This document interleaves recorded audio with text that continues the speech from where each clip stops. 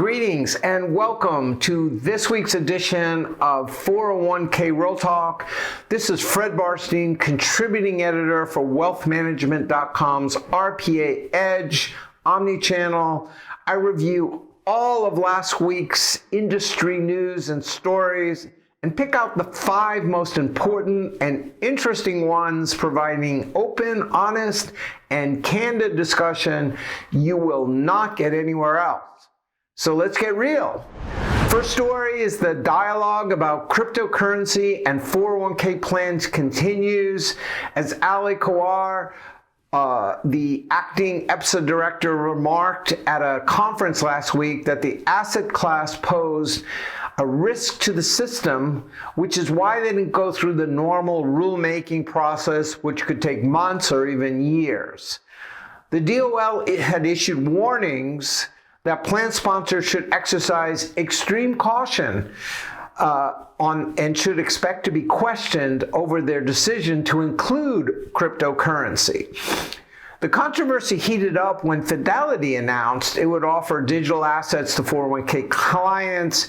They are now collaborating with Rick Edelman's founded association to offer digital asset training to clients as well as financial advisors.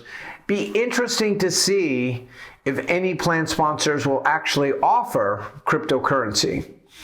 Second story, in a cautionary tale, as RPAs leveraging their positions develop additional services and revenue opportunities with plan sponsors, the Schlichter law firm expanded its lawsuit against NFP and specifically the FlexPath target date funds.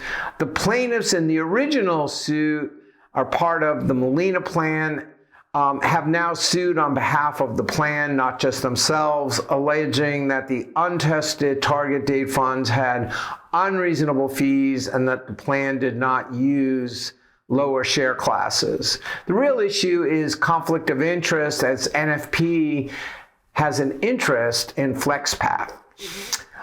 The question is, advisor groups have sold off in the past investment services, Merrill Lynch to BlackRock, Morgan Stanley to Legg Mason, in order to avoid these conflicts.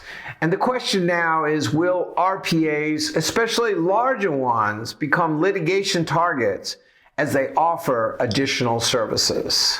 In the third story, a once high flyer DCIO bringing behavioral finance to the DC market, Allianz Global Investors, not to be confused with Allianz Life, has agreed to transfer the last of its investment strategies to Voya in exchange for an equity stake after an SEC investigation in its structured alpha fund alleging massive fraud exposed during the COVID crash in March of 2022, resulting in a $1 billion fine and $5 billion in restitution. Individual portfolio managers face criminal prosecution. AGI had transferred some of its funds back in 2020 to what is now called Virtus. So the transfer of the $120 billion of funds to Voya marks the end, as AGI will not be able to advise on registered investments for 10 years under the agreement with the SEC. Fourth story, in order to attract and retain more advisors, Raymond James announced the fourth option for those that want to act as a pure RIA, along with their independent BD, captive, and RIA options. The world is moving to fee-based, with many more moving to the pure model. Over 10 years ago, the ratio had been 7-to-1. It's pure RIA to BD. It's now 4-to-1. They're also offering RIAs administrative support through their administrative extension program, as everyone, including RIAs, find it harder to hire people. This is aimed at smaller firms that cannot manage an RIA on their own, but don't need a BD affiliation. Also able to leverage a very good recognizable brand.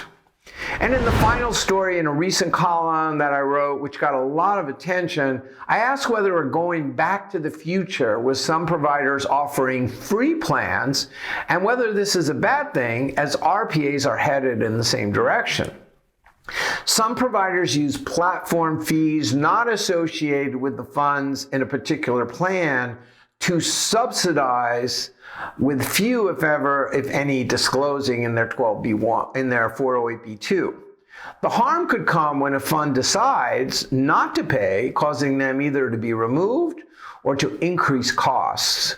RPAs are offering additional participant services like advice to offset plan fees. The issue is about helping plan